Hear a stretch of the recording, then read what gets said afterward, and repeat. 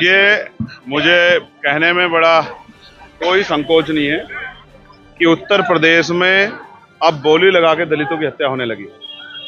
यहाँ की जो घटना है वो बहुत डरावनी है। किस तरह से चैलेंज करके एक 22 साल के बच्चे की हत्या कर दी गई। उसके माँ बाप ढूंढते फिरते रहे। थाने के संबंधित अधिकारियों ने लापरवाही बरती, जिसके कारण आज वो बेटा हमारे बीच में नहीं। और तो और जो आरोपी था उसको इतना समय मिला कि उसने आराम से सरेंडर कर दिया, पुलिस को गिरफ्तार नहीं कर पाई। ये पुलिस का इतना बड़ा फेलियर है। उसके साथ और वो सातिर इतना है, जिसको जुनैल बताया जा रहा है, वो इतना सातिर है कि उसने 5 अन्य लोगों के नाम ले दिए कि ये मेरे साथी थे। बाद में पुलिस का जानकारी में अपनी जो कार्रवाई है, अपनी जांच में मानना है कि वो 5 लोग उसमें नहीं थे, ये उसने किसी और मंशा से दिए।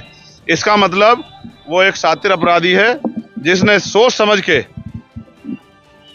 ये हत्या की है। उस पर कठोर से कठोर कार्रवाई हो और फास्ट ट्रैक कोर्ट में मुकदमा चले। और जितने भी ऐसे अधिकारी हैं जिन्होंने अपने कर्तव्य के प्रति जिम्मेदारी निर्वहन नहीं किया, उन पर सख्त कार्रवाई हो, जिससे कि और थानों में गरीबों की जो के साथ जुल्म हो रहा है, वो जुल्म करने वाले लोगों पे कार्रवाई होना आसान हो जाए। सभी अधिकारियों को इसकी संदेश जाए।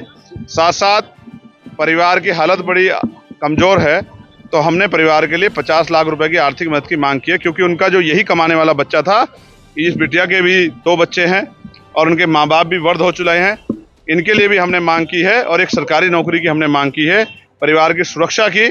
और साथ साथ उसमें जो संलिप्त और लोग हैं, जिनका पुलिस द्वारा भी बताया गया कि और भी लोग उसमें शामिल है, उनको भी जो है जल्दी जानकारी करके और उनको भी सख्त से सख्त सजा जो है मिले, उनको गिरफ्तार किया जाए और संरक्षण करने वाले अधिकारियों पे, लापरवाह अधिकारियों पे कार्रवाई हो, ऐसी हमने मांग की है। इसके अलावा भी बहुत सारी घटनाएं, जैसे एक मामला संज्ञान में आया है जो नशा मुक्ति केंद्र का है कि उसमें दूसरी हत्या हुई, पीट के हत्या की गई है, उसमें भी। और कई ऐसे मामले जो यहाँ के SPRA को और यहाँ के SSP को और यहाँ के जिले के अधिकारियों को हमने बताए हैं।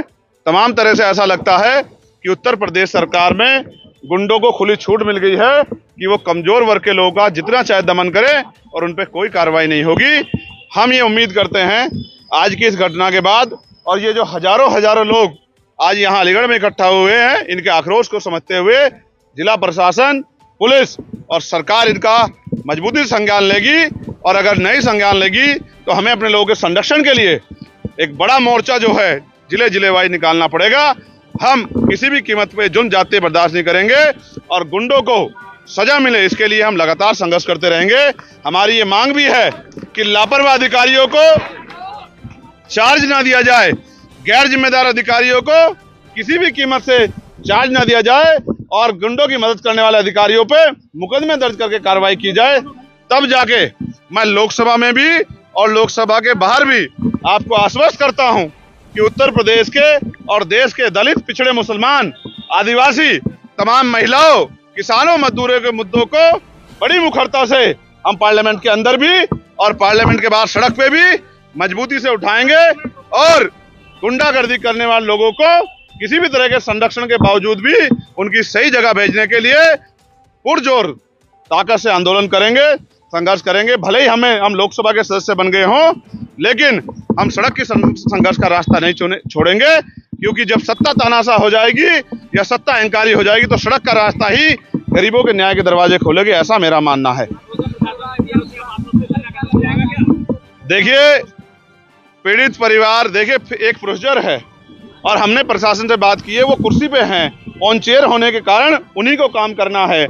हम उनको पर्याप्त समय दे रहे हैं और हमने अपने लोगों को भी कह दिया है कि अगर इसके बावजूद भी लीपापोती हुई या हमारी बात को नहीं माना गया तो फिर हम किसी भी कीमत पर पीछे नहीं हटेंगे। इस बार जो आंदोलन होगा वो अनिश्चितकालीन होगा और सबकी जानकारी में होगा, और वो आंदोलन पार्क में नहीं होगा, वो जिला मुख्यालय में होगा और DM साहब भी हमारे बराबर में वहीं बैठेंगे धूम में, जहां हमारा पीड़ित परिवार बैठेगा।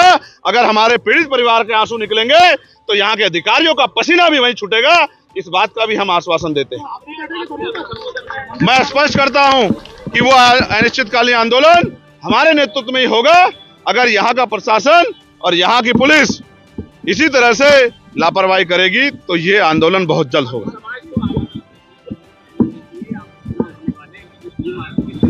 मैंने अपने लोगों से ये आग्रह किया है कि ये लोग भी बहुत मजबूत हैं, पहरेदार हैं और महापुरुषों के मिशन को आगे बढ़ाना चाहते हैं। आज इन्होंने अपनी शक्ति बल से ये भी स्पष्ट कर दिया है कि अब ये किसी से झुकने वाले नहीं हैं और डरने वाले नहीं हैं। तो मैं मानता हूं कि आने वाले जो उपचुनाव है, जो खैर का प्रस्तावित उपचुनाव है, 6 महीने के अंदर होना है, मैंने इनसे मांग भी की है कि सिर्फ झंडा और नारे से आगे बढ़ के अब ये उस विधानसभा की बूथ कमेटी, सेक्टर कमेटी, विधानसभा कमेटी तैयार कर लें और एक एक वोट भाईचारा बना के आजाद समाज पार्टी के समर्थन में लेकर आए। और जो आवाज जिस तरह इन्होंने दिल्ली में अपनी आवाज पहुंचाई है, तो अगले 6 महीने के अंदर उत्तर प्रदेश की असेंबली में भी इनकी एक मजबूत आवाज जानी चाहिए, जो यहाँ के कमजोर और हक वंचित समाज के लोगों से, यहाँ की सरकार से आंख में आंख डाल के सवाल पूछ सके। ये पार्टी का इशू है, मेरा इशू नहीं है। पार्टी के नेता खड़े हैं, मंत्री जी खड़े हैं और प्रदेश अध्यक्ष जी और जिले के मंडल के लोग हैं, इनका फैसला मैं तो वर्क करूँ। एक सेकंड, देखिए मैं मानता हूं कि यहाँ के जो एसएसपी हैं, मैं उनको पहले से जानता हूं, एक अच्छे अधिकारी है। मैं इनसे ये भी उम्मीद करता हूं, उन्होंने मुझसे बताया है कि बहुत देर से मेरे संज्ञान में मामला आया, लेकिन उन्होंने मुझे आश्वस्त किया कि वो किसी भी तरह के दबाव को ना लेते हैं और ना इसी मामले में लेंगे। लेकिन अगर हमें कहीं, क्योंकि न्याय करने से ज़्यादा न्याय होना बहुत जरूरी है, दिखना बहुत जरूरी है, कहीं भी अगर हमें अपने स्तर पे लगा तो फिर हम इस संघर्ष को आगे बढ़ाएंगे। बधाई हो उनको।